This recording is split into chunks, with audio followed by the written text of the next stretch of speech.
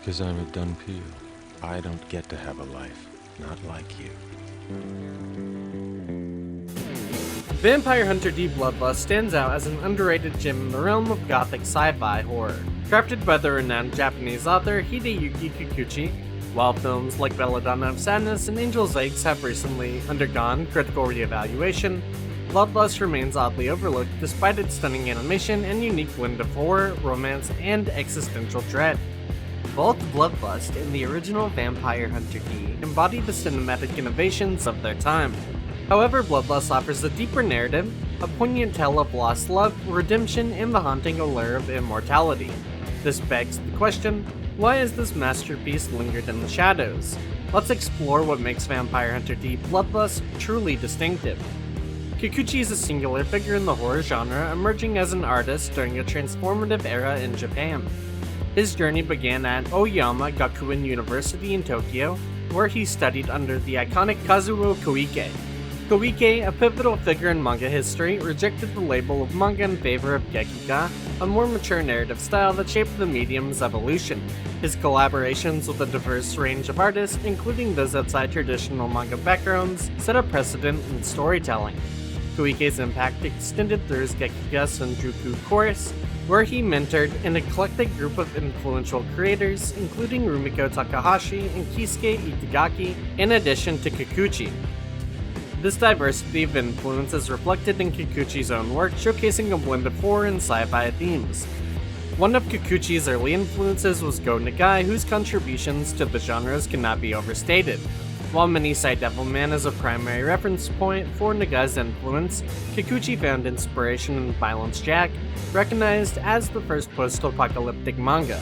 This thematic groundwork can be traced to Kikuchi's debut novel series, Demon City Shinjuku, where he began to refine his distinctive style. Demon City Shinjuku would later receive an OVA adaptation in 1988, often discussed alongside Violence Jack's own animated iteration. In 1983, the first Vampire Hunter D novel was released, marking a pivotal moment for Hideyuki Kikuchi. While previously touched upon, it became increasingly clear that Kikuchi's influences included the works of Bram Stoker and H.P. Lovecraft. At the time, classic movie adaptations were making their way to screens in Japan, providing many viewers their first encounter with these iconic characters. Although these figures had been extensively explored in Western media, Kikuchi had the opportunity to reinterpret and incorporate them with a uniquely Japanese context. This blend of Stroker's gothic horror, Lovecraft's ominous atmosphere, and Go Nagai's post-apocalyptic and sexual themes creates a distinctive confluence that reflects the era's zeitgeist. Unfortunately, Vampire Hunter D doesn't always receive the recognition it deserves for its world building and storytelling. Even the first film adaptation released shortly after the novel's debut is often overlooked. Directed by Toyo Ashida, the 1985 OVA was notable not only for its source material, but also for its competent direction. Ashida, best known for his work on Dr. Slump, co-founded Studio Live with Satoshi Kon, bringing a wealth of experience to the project. His goal was to create an entertaining film, and his seasoned background allowed him to do just that. The OVA was specifically marketed towards a Western audience, tapping into the burgeoning market of OVAs at the time. However, this focus meant toning down some of the more poetic and thematic elements present in Kikuchi's novels. While the 1985 OVA succeeded in delivering an entertaining story, it never fully realized the depth of the Vampire Hunter D universe. As a result, it remains an important piece of history within the OVA market and Kikuchi's career, but fell short of what a feature film adaptation could achieve. The narrative was simply too limited in scope for a comprehensive depiction of the rich world Kikuchi had created. In stark contrast, Vampire Hunter D Bloodlust represents a significant evolution in adaptation. This feature film is on par with any classic of the medium, showcasing the growth of Kikuchi's narrative and thematic depth. By this time, Kikuchi had developed a close friendship with Yoshiaki Kawajiri, co-founder of Studio Madhouse, known for directing iconic films such as Wicked City and Ninja Scroll. Their collaboration on earlier adaptations solidified their professional relationship and allowed for a more profound understanding of Kikuchi's work. The novels had matured significantly, shifting focus from overt sexualization to more complex themes like monstrosity and the search for self-identity. Yoshitaka Amano, who had previously contributed promotional work for the original film, returned for Bloodlust, playing a vital role in character and general design. If you're familiar with Amno, you may recognize his iconic work for the Final Fantasy series, where he created memorable box art and concept illustrations. What stands out in Bloodlust is the culmination of Amno's artistic style, refined through his evolution as an artist. A favorite moment from the behind-the-scenes documentary showcases one of the artists discussing the challenge of emulating Amno's work. While the rest of the team beams with joy, this artist humorlessly struggles with the task. The aesthetic vision and rich source material made Bloodlust an automatic classic. With a legitimate feature film budget, the production reached a level of quality that many fans consider a masterpiece.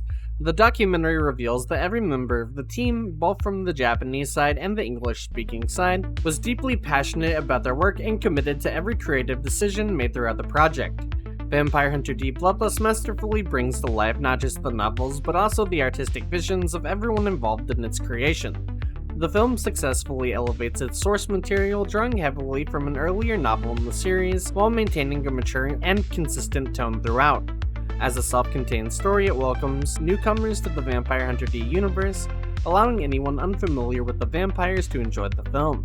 The characters, especially D himself, are far more developed than in the original OVA, giving viewers a glimpse into Kikuchi's intricate writing style.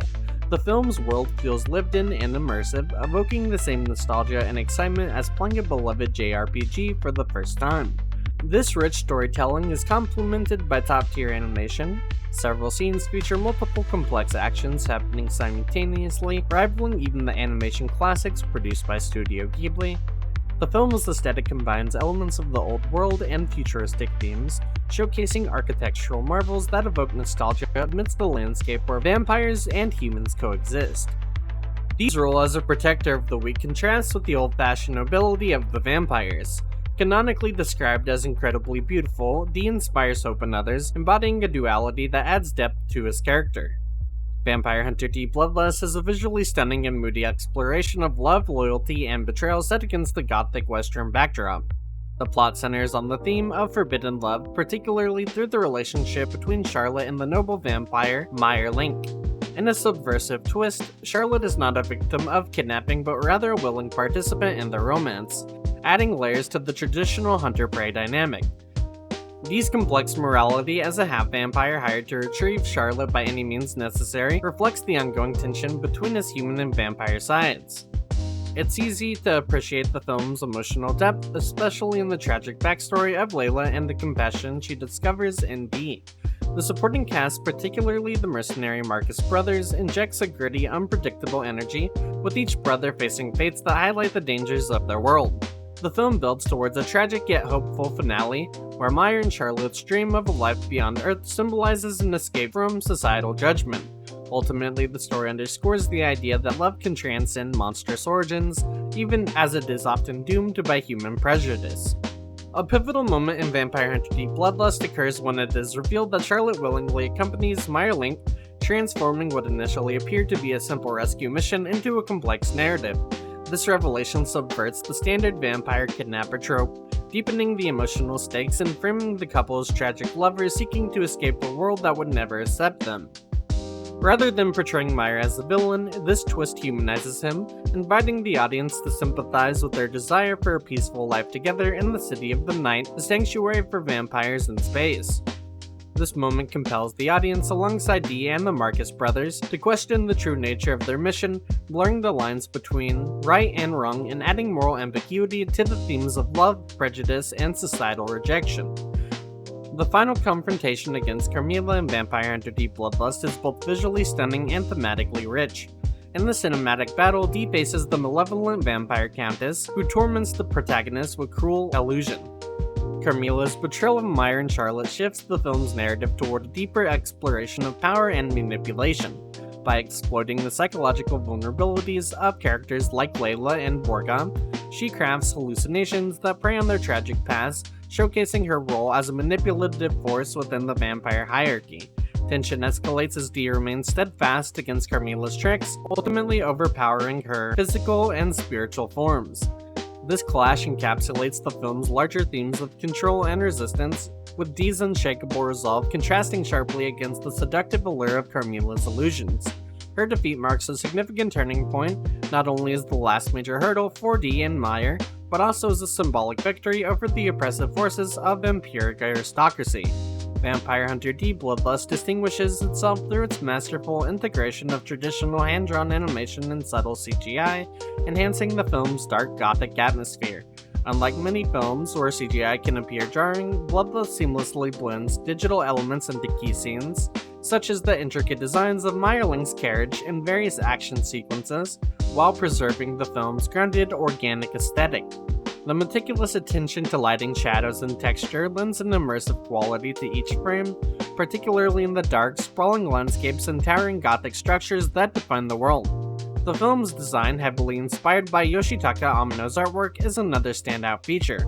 Madhouse Studios ensured that Amino's ethereal and haunting character designs were faithfully translated into animation, resulting in a painterly art direction that emphasizes mood and atmosphere over photorealism. Complementing these visuals is the score by Marco D'Ambrosio, which blends orchestral and electronic elements to create an eerie yet melancholic backdrop for the story. These technical achievements, along with careful direction, contribute to Bloodlust enduring acclaim as both an artistic and narrative triumph in anime. Vampire Hunter D Bloodlust is a true gem that elevates the source material to new heights. It's not just about the stunning animation, the story captivates from the very beginning.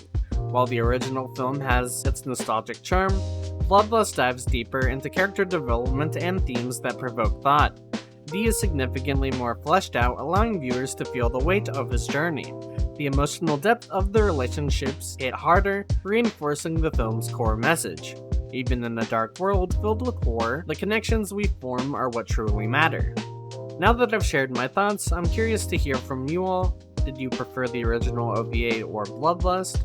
Were there any aspects of the film that took you out of the experience? Be sure to let me know in the comments below.